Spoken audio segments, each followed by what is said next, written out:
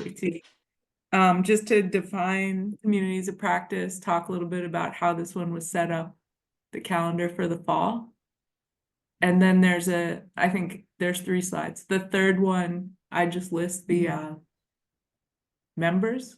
And so at that point, I'm gonna open it up to Ian, Andy, Ashley, Holly, anybody else who wants to share some discussion of their role in the project.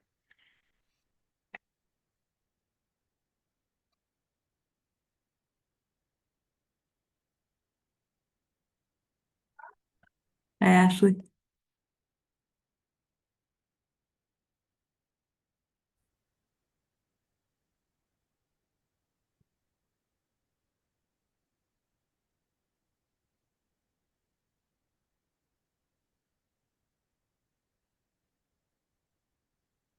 Why do I feel like I'm in a very large Brady Bunch? You're just now getting that feeling on Zoom. No, but because we're all quiet, and so there's nobody talking. So I feel like I should be looking up and down. Oh, I see. Yeah.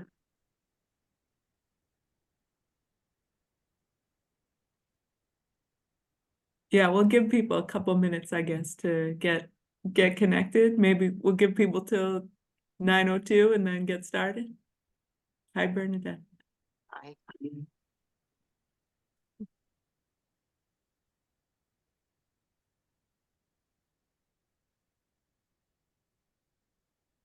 And do you all just want to introduce yourselves before I start talking?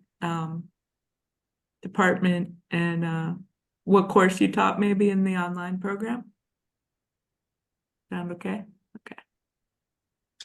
I'll say hi. My name is Ian Heller. I'm with Law and Police Science, and I taught the Jurisprudence Law 301 class. Ashley, you want to go next? Hi, everyone. My name is Ashley. I taught the Humanities 300 course, the Black Experience, Plessy v. Ferguson, the Brown v. Board of Ed. Andy? Hi, I'm Andy Majeski. I taught Humanities 300, centered on the Dred Scott case, which had a theme of citizenship rights expression. And Holly? Hi, I'm Holly Davenport, and I'm the interim director of the Department of Online Education and Support. And so kind of my role in this is kind of being on the side of the department that partnered with the faculty to develop these courses that were then taught as part of the CJBS program. Great. I'm Wynn Ferdinand. I'm Director of General Education and Educational Partnerships. I've been helping develop the new fully online program for CJBS, serving transfer students right now. We've been working with CUNY community colleges this academic year, and we're going to expand that to serve students who have earned a criminal justice degree from metro area, New York, New Jersey, maybe some Connecticut community colleges next year. So we're going to talk today not about the program, but how we built a community of practice around the program to support faculty and staff working in it. I'm just going to start out with like a quick definition for how we understand a community of practice, talk a little bit about the features, and then the bulk of the session will be conversation from what we call COP participants, talking about what they took away, learned, and how their practice changed as a result of participating. And, I'll just start with the, kind of statement that I think this endeavor is worthwhile to share with others because there's other opportunities to build communities like this at John Jay. And in fact, there are some naturally occurring and supported communities like this in other areas and domains of the college. But the concept of communities practice in scholarship and teaching and learning comes out of theories of situated learning. It's not a new idea. It's been around for a long time. And really, it emerged out of some researchers' observations of how apprenticeship models work, right? And when they were doing some field research to look at how apprenticeship models worked, these writers, Lave and Wenger, realized that apprenticeship works both ways. Both, mentors and mentees learn from one another, and then also learn as a result of the way they interact in the field they work in, right? So there's sort of three features you can think about when you think about how a community of practice is developed. The domain, so what area of interest or knowledge, or in our case, discipline, might the community be focused on? The members, right? So the community who's participating, facilitating, getting involved. And then what does the community seek to advance in terms of practice, right? And here, generally, we're focused on teaching, learning, student success, growth and development of the practice of teaching, right? But we did develop some more specific goals for this new program, and put this together really out of a sense of needing to bring together the people teaching students who would be experiencing sort of a cohort program, right? And create some opportunities for faculty interaction. So, already mentioned a little bit about our goals to explore and apply best practices for online teaching and learning. And part of that has to do with figuring out as a group how to make best use of the core shells that were developed for CJBS major courses by Law and Police Science, and then also for courses that are part of Gen Ed or our electives. And so we have some faculty who taught on both sides of the program with us today. Our other two goals were around, making sure that students' experience was the best it could be, right? And obviously that's remains a work in progress, as with all of our efforts in the classroom, I think. But we brought in staff and other support team members to share strategies for integrating academic and social supports. And we had a lot of conversations with faculty about that question. Courses are offered both asynchronous and in hybrid asynchronous modes. So that means that the question of engagement is really an important one here. And then, as we work to figure out what it means to develop and run online programs at John Jay, right? We're continuing to look to the research about how to do that in the best ways. We met 5 times. These are just our sort of our meeting topics, right? Starting with just getting oriented to the semester, to more focused discussions on student progress. We had a workshop facilitated by Teaching and Learning Center about growth mindset in the online learning space. And then all participants, as a part of their membership in the community of practice last fall, selected one assignment that they used during the semester and revised or added or redid it as part of their contribution, so that not only did we have great conversations, we also supported some adaptation and revision of assignments to help students get either more engaged or increase their mastery of topics. So I mentioned most of these folks already, but we had a group of faculty, about 12 people, maybe 10 people participating from the disciplines. And then we had different members of our staff at the college who work in both direct student support, in online learning, with teaching and learning, and in program development, come in at different points during the semester to share ideas and engage with the community. That's sort of the overview of how we designed this effort. I'm going to stop sharing now. and give faculty or staff who are involved in the community a chance to share some of what they did and learned as a result. Anybody who wants to go first, go ahead. I'll get it started if you don't mind. Community is one of those things that we keep on thinking about for the students, and I must admit that meeting periodically and discussing what was going on within our virtual classroom was immensely valuable. And it's kind of physician heal thyself. One of the things that we focus on is making sure that the students have community as much as we can, with the discussions and groups and things like that. There was great value in speaking with colleagues about problems that were universal and other problems which were actually unique to my class. I mean, nothing incredibly, but I had a very small group, and so it had its own vibe. And but it was very, very valuable to have the conversation, to do a lot of brainstorming on how to overcome. And there's just a lot of creativity, and taking advantage of it was invaluable.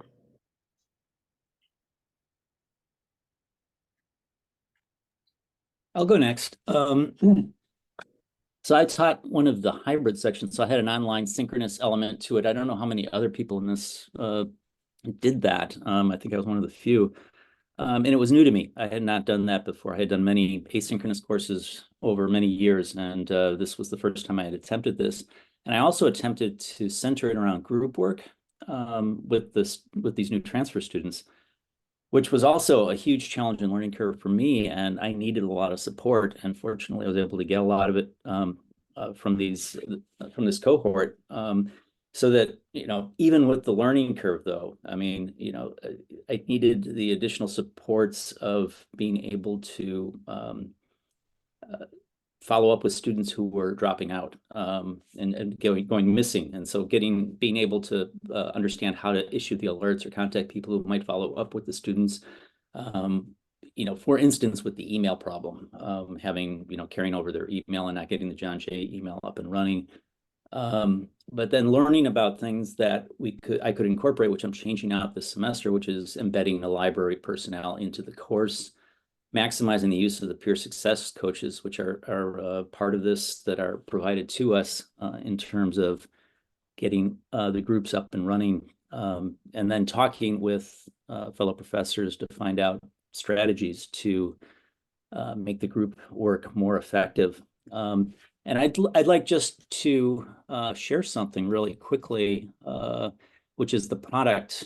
After a semester of work, getting these groups up and running, making sure they're able to set up channels of communication outside of class, mostly WhatsApp group chats, where they would be able to talk in real time and then arrange to meet in Blackboard Collaborate in order to do the work they needed to perform a group presentation, a lengthy group presentation by the end of the semester. So I'm going to just share my screen.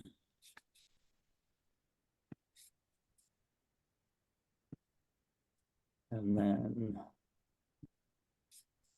I'm going to just play the first minute or two of this so you can sort of see what resulted by the end of the semester with one of these groups that really started as one of the problem groups, and had to work with them constantly to get this thing up and running. But by the end of the semester.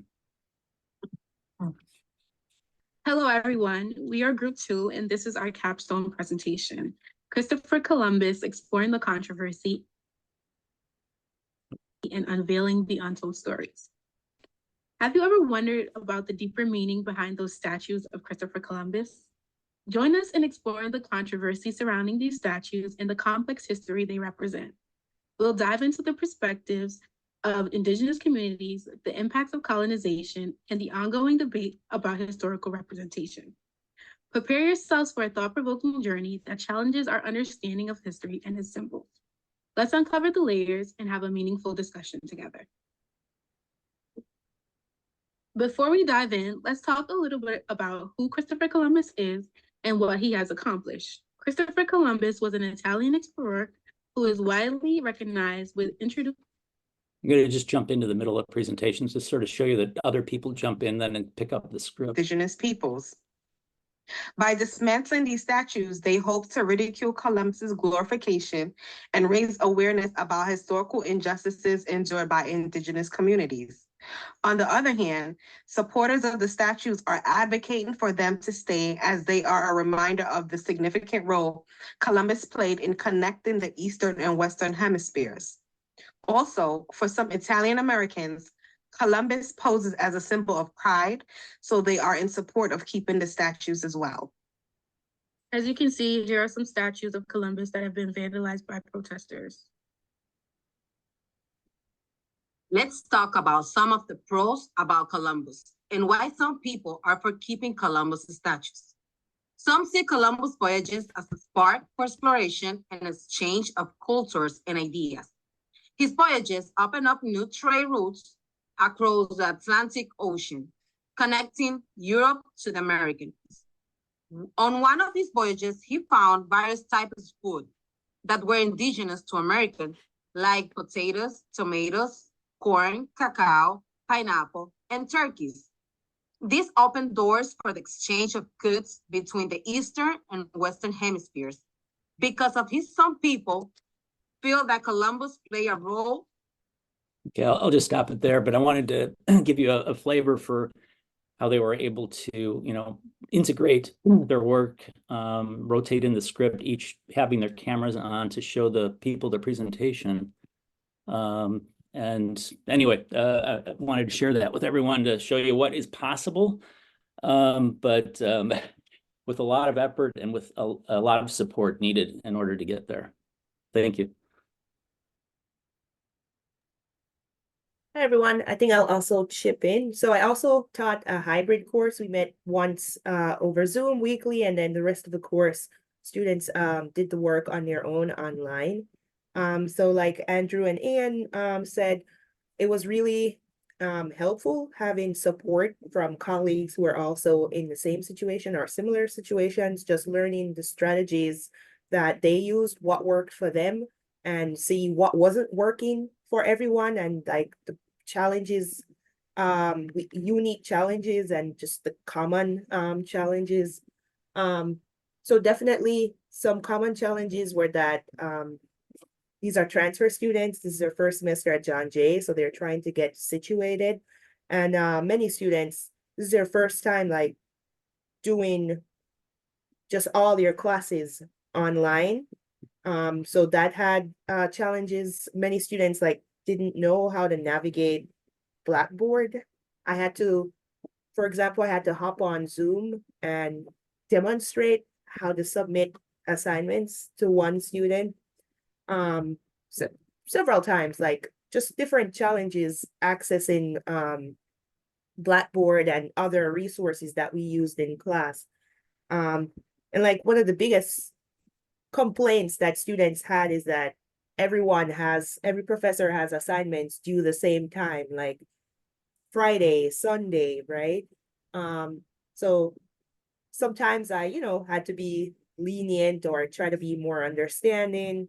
But then also learning from others, like how are you encouraging students to use the resources that are available to them, the writing center, the library.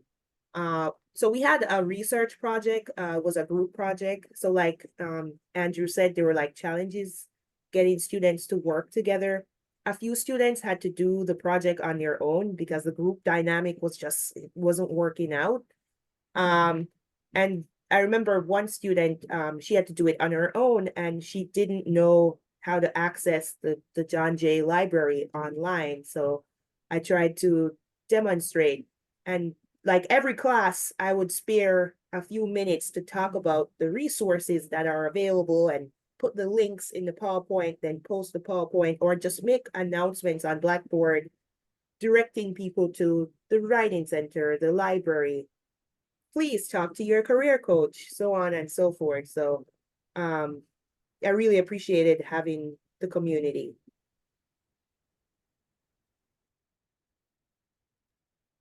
Thanks. I think there's some great observations from the three faculty we've heard from already about you know, the need, our work continues in creating sort of the virtual space for students around their courses, right?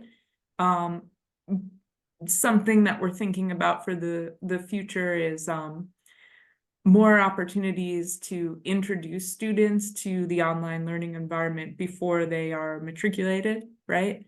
And then this question of like a single point of access for these services, I think is another space that we need to work on, whether that's in the new LMS or in some kind of online student website.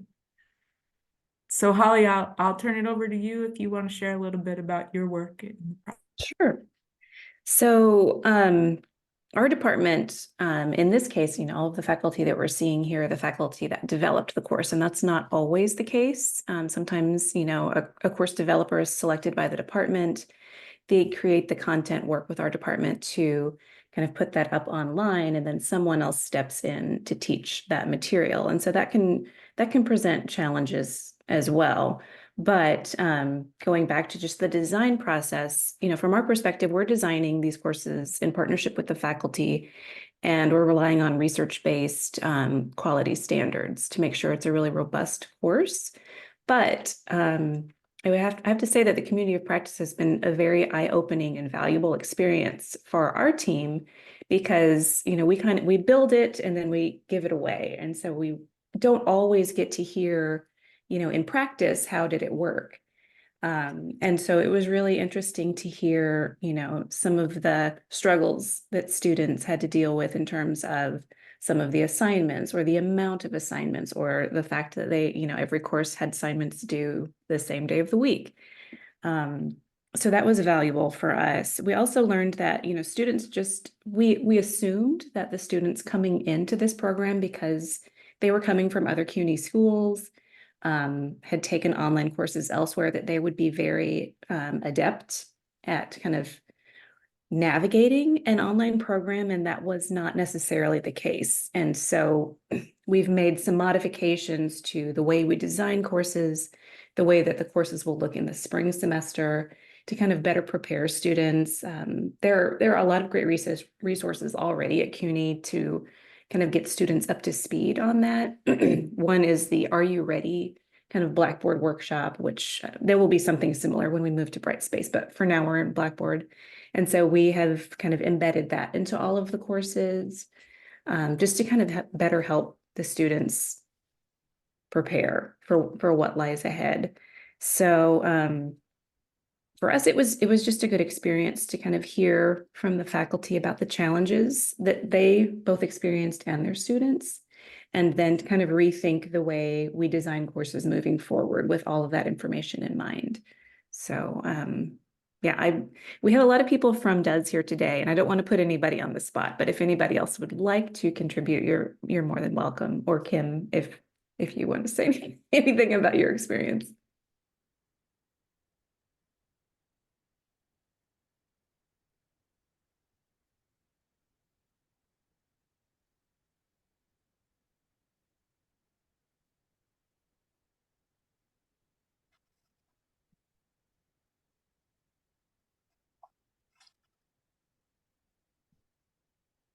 Thanks, Holly. And everybody, again, thanks for sharing some of your perspectives. I do want to open it up for more discussion about sustaining this community and where we might go from here. We have some continuing faculty who are teaching for a second semester in the program, and then some new folks who have joined the group this year, this semester. One of the questions that I've been thinking a lot about is how to make use of faculty's existing online teaching experience in this community in a way that's useful, right? Everybody was teaching online for several semesters, right? With some mixed results, but obviously making revisions and adaptations as we went. Here we're trying to build something that's more of a cohort experience with improve links between the courses. So I don't know if anybody, whether it's panelists or other participants here, has comments on that. How can we build on your existing expertise as a group to continue improving the student experience in online learning?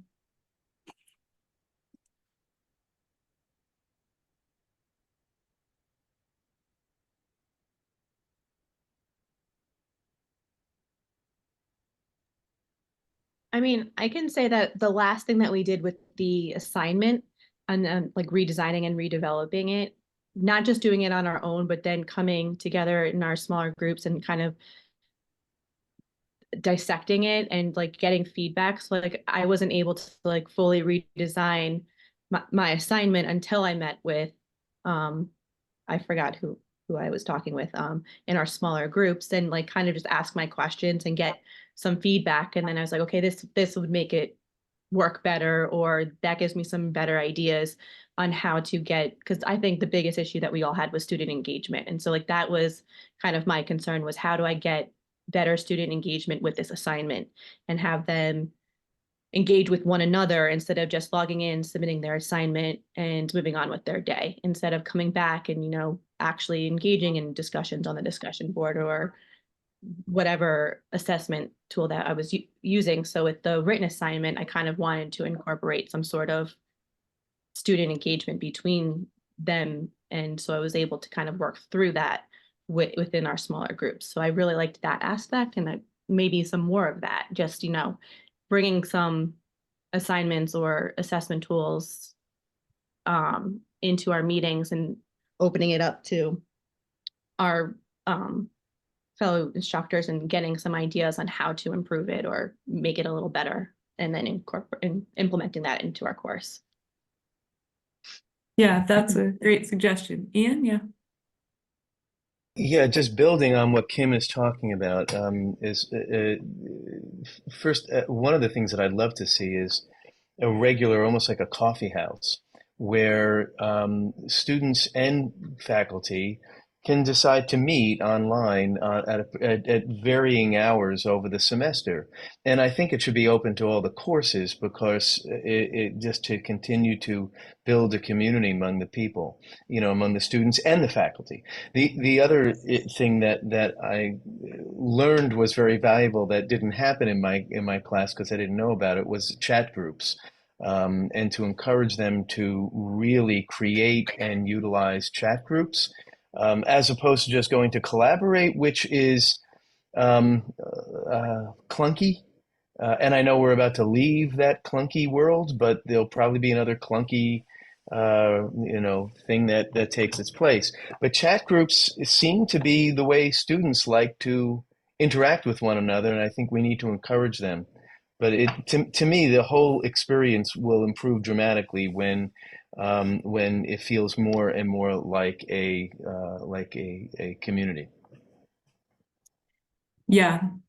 I mean, we're trying to build that here amongst the practitioners, but we also need to work on how we're building that for students. That's a great observation. Yeah, you know, and that's like a sort of a tension for our work together and in the program, is we're delivering most of it in an asynchronous fashion, but the best opportunities for connection usually come in those live interactions. So how do we build those in a way that acknowledges that a lot of the students who sign up for these kinds of programs don't have a lot of free time to participate in those, or might be free at hours when we're not available to run those sessions. Yeah, thanks for those comments. So the idea of workshopping more assignments and just focusing on sort of discrete parts of the courses makes a lot of sense. Other input about what you'd like to see happen next? If I may, I do it in my courses online, and I don't know, maybe you have it and I didn't see it, because it just came to my mind, as you mentioned, that for some students it's a challenge to meet at a certain time. There is a reason why they take courses online. So I have like a forum on Blackboard when they can throw whatever bothers them at whatever time of night and day, and then I will, and if they feel that this is something that might be important to other students as well. So it's not an individual one-on-one issue, it's something like, you know, that they have an issue with, and then I get back to them on this forum, so everybody, I reply to them so everybody can see again at their time. So maybe this is an option for the students who cannot join live, that they will have this, you know, this type of,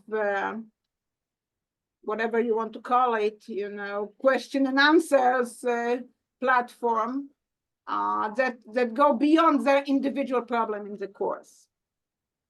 And they can, again, send their questions there, and the professors can respond whenever they feel they have the time for this. But it's running, this kind of forum, it's running throughout every of my online courses. So, you know, sometimes they just ask each other there, don't even involve me. So it gives them, instead of having the WhatsApp groups in the back that the professors find out and don't necessarily know what's going on, this is a formal sort of, you know, a WhatsApp option within the course. Just an idea. Maki, what's the mechanism? What tool do you use? Because that sounds like a great idea. Yeah, so where I have my discussion board questions, this is where I put it. I say, you know, I title it a Q&A core, and then I say anything that you think it's not personal between you and the professor that might interest other students, put the question there, and I will get back to you and to everybody else. Yeah.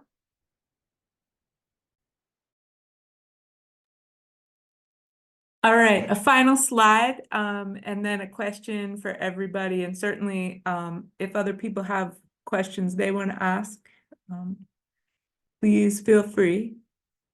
Just get this back up. So in thinking about, you know, supporting community of practices at John Jay, these are some sort of areas of focus and you know, work that we want to continue. One is encouraging shared leadership. So this was an interdisciplinary group. We had people at a variety of places in their academic careers and also from very different disciplines. So encouraging more, I think, shared faculty leadership in the design and sort of support of the communities is something that's really important to sustain them. And I think that goes a long way to advancing sort of this sense of belonging, so that, you know, the people you heard from today and others who were part of our group feel like they're not just part of a community, but that they're actors in it and have some kind of connection with their peers outside of, you know, our community hour meetings, right? We did compensate people for participation in this community because we're asking them to attend a series of meetings and produce new materials for use in their courses. So figuring out ways to continue investing in the community so that it can continue to develop, I think is pretty important. And then the sort of bigger question is around sustaining community, I think, is how do you or we document growth and change. So the faculty who produced revised assignments, what kind of space could we share those with the community members and continue sort of iterating on curriculum development? As new members join us, how can we invite them in to share different expertise or reflect on what's been sort of created and developed over a semester so far? And I mean, I think these are the kinds of questions for any kind of group working on a shared project together, but thinking about them intentionally is I think vital for this kind of development opportunity at the college. And we do have some other spaces like this in curriculum development projects with the new lecturers. and in some of our governance committees even, where faculty work together on curriculum, policy, and standards, in UCASC and CGS. But I thought we could kind of end our conversation today with any questions you all have about how this worked, and then where else you'd like to find opportunities to participate in these kinds of faculty groups at the college that are focused on teaching and learning. So anybody who wants to share or ask a question? I have a question. Andrew Carmen, sociology. Perhaps I missed the slide in the beginning, if there was one. What were the courses? And what was the modality? How many were asynchronous, synchronous, any in person? Yeah, this is a community of practice that was formed around the CJBS online program. So one set of courses, the transfer seminars, were offered in a hybrid asynchronous mode. So they had one live meeting a week, and the rest of the course met online. All the other courses are asynchronous by design. This program is serving students who are transferring with an associate degree in completing the CJBS degree. We're working with Justice Academy transfers from the community colleges this fall, and we're going to expand that to serve metro area CJ majors in the fall. So what CJ classes were participating? I can bring up the list if you like, but students follow the degree map for transfer, so they were all enrolled in CJBS 250. They were all enrolled in a transfer seminar. In this case, it was HUM 300, the landmark cases courses. And then we offered a set of distribution area options. So Professor Heller here taught jurisprudence. Kim, you taught a CJBS 250 course. And I would have to bring up my file to tell you what the other offerings are, but mostly 300 level electives in the major.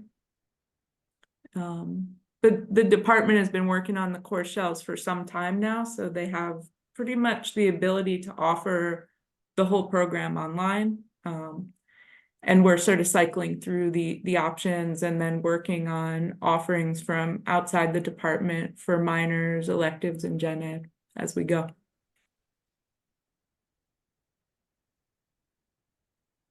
Allison? Thanks. And thanks for the session. I am, of course, really invested in and curious about the success of this program.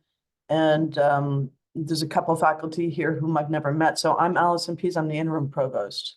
And so my question for the faculty that are teaching in it is coming from a different place. First of all, I'm really glad that you're in a community of practice, and I fully relate to the idea of thinking that you're the only one with a problem, and then finding delight to learn that you're not, however depressing it is, right? Last week I was at the AAC&U with all the other provosts in the United States who are experiencing budget cuts and, post-pandemic stress, et cetera, enrollment problems. It felt good. Okay, so my question is, it's a twofold question for everybody who's teaching. Which is, and again, you can understand why I'm asking these particular questions. What is a strength in teaching undergraduates asynchronously in a degree program that you found that you would want to build on moving forward? And what concerns you right now about the experience you had teaching this set of transfer students last fall?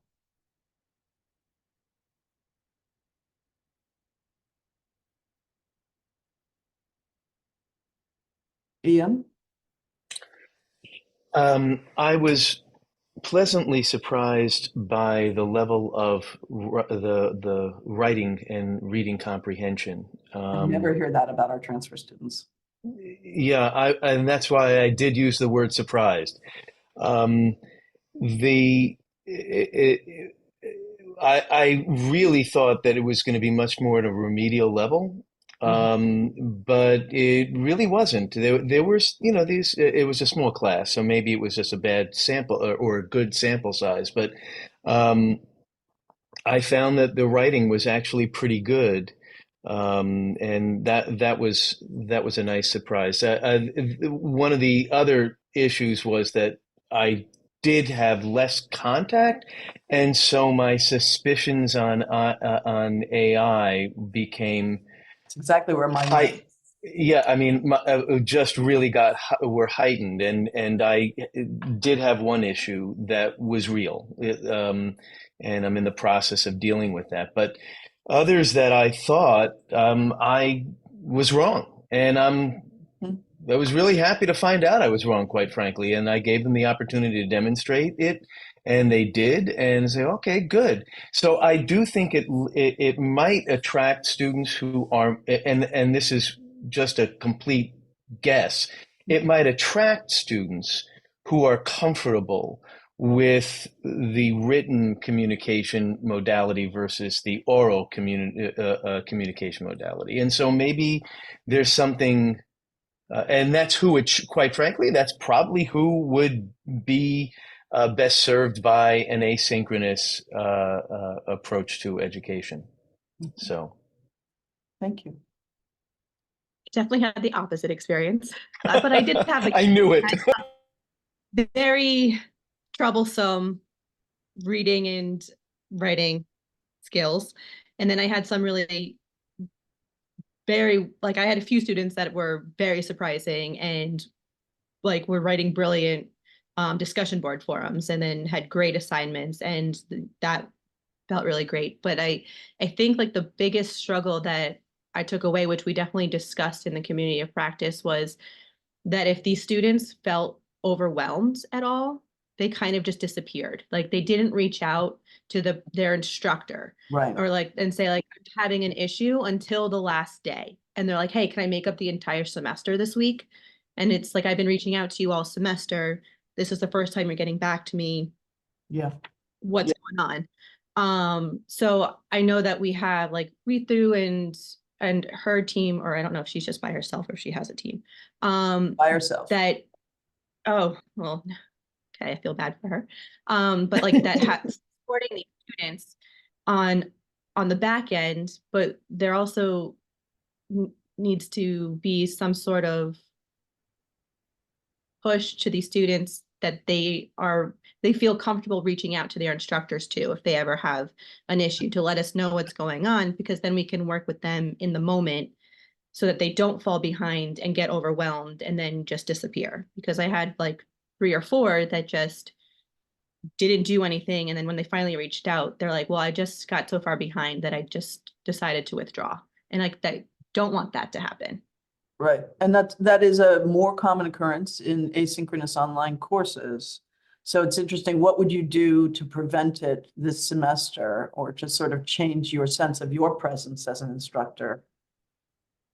I mean, I kept sending out emails every week to any student that hadn't been submitting work. And then eventually, if I wasn't getting any response, I emailed Ritu and gave her the student information to see if she could reach out on her end. But I feel like the students get so overwhelmed and stressed, and they don't feel comfortable letting us know that, right? Some shame around it, I'm sure. There's some issue going on, but I just want them to know that it's okay to let us know that there's something going on. They can let us know as little or as much as they want, but we do need to know to be able to support them on the academic side, or at least be able to provide them with some of the other resources that the college has on the non-academic side, if that's something that they need too. Sorry, go ahead. I just want to jump in real quickly there. There seems to be two, at least in my experience now, there are 2 different distinct types of this overwhelmed. It's the people who are overwhelmed from the start, who you might have contact with, but you're quickly realizing that there's going to be issues. And then there's the ones that do okay at the beginning, and then by about mid-semester start to have the overwhelmed feeling.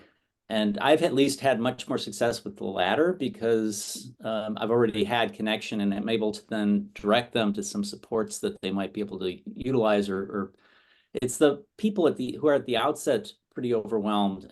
Trying to catch them in time is, I don't have an answer for this, but it seems like there's almost two different strategies are needed with respect to these two types of students. If you can find out early about these initial ones who are going to be overwhelmed immediately, and get them with a peer success coach immediately or something. But I haven't quite had the wherewithal to be able to sort of figure out different strategies and approaches. But I have noticed that there seems to be a very different dynamic going on with each of those. I also feel like maybe with those students that you're mentioning, that if all of us have that student in our section, we're all sending them weekly emails saying like, hey, where are you? How can we help you? That in itself can also be very overwhelming. Like they're already overwhelmed and then they're being bombarded by all of their professors saying like, is everything okay? I noticed you're not participating. So I don't know. Ashley? Yeah, so from the very first class, like I made it, I tried to be as relatable as possible. So the students would be like comfortable talking with me. I let them know, hey, I was also a transfer student. So, we have like a lot of shared experiences. So students were more, willing to talk with me. I had students come to me with like different situations, and sometimes I had to reach out for support because I wasn't sure how to respond. But for instance, I had one student who was struggling. We met once or twice over Zoom. Eventually she did withdraw from the course. But she said, thank you so much, Professor, for the support. I really appreciate it. And I hope to return to college. I just, got to figure out some things. So it wasn't the best outcome, but at least I sort of felt good because I tried my best. I had another student who was gonna drop out for financial reasons. I said, no, don't do that. Let me try to connect you with financial aid. Maybe there's some way you can make a payment plan. She didn't drop out. She got an A- in the class. So Fantastic. that was really good. And then I had another student who had like a family situation, and I like tried to help. But yeah, so if students are like comfortable talking with you, they will reach out, but we're not always like able to help depending on the situation. No, yeah. Thank you.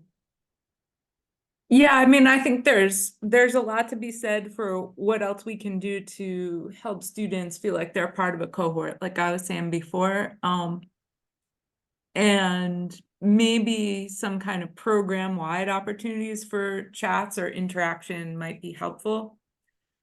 I mean, this might not be a popular opinion, but I'm going to say it anyway. The model we're asking students to sign up for here is really not much different from the in-person college-going model that we're asking them to take 12 credits, which many of our students take, especially transfer students, in the in-person realm, and then consider year-round enrollment with 3 credits in winter and summer. And, I'm not sure if that, traditional semester structure translates the best to the online environment, where really it's up to the individual to manage their schedule and all the deadlines that they have to meet. So I hope, as the university's thinking continues to evolve on what online semester configurations are possible, we'll be able to experiment with some other ideas. But that's sort of a university-wide question. Ian? Kim's point before about the same person having 20 different professors reaching out, is there a central, is there a way that we can just say, look, I'm having issues with this student. I don't mean like this big deal, but just this student has not been participating. And it goes into a central thing where somebody says, oh, look, this person is not attending 5 different courses, essentially. why don't we at a higher level or at a more central level reach out and see what's going on? Because I got to tell you, it never occurred to me. I guess I'm in my little hive here, but it never occurred to me that a student who's not coming to my class isn't coming to anybody's classes. And so that's a much bigger issue than, hey, they just don't like jurisprudence. Yeah. Yeah, we have like a STEM group that works with first semester forensic science majors. And every semester, well, every fall, we set up a tracker for all the courses they're enrolled in. And then faculty can contribute input in sort of a live way. So you all were asked to participate in progress reports last semester, but by the time those are acted on, it's like week 6 usually or later. So you know, more of a case management model where we're doing live support is I think a better approach, especially for first semester transfers. But we need people who can act on that information in a timely way and kind of exclusively serve that cohort to do that the right way, you know? So that's sort of the question on the staff side is how do we respond to the needs that we know are there? Yeah.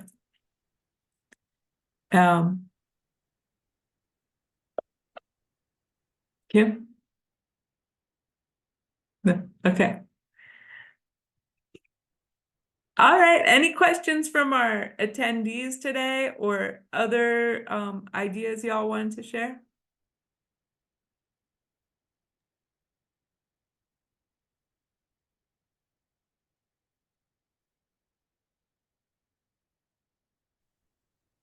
All right, I think we're gonna leave it there unless anybody else wants to share anything.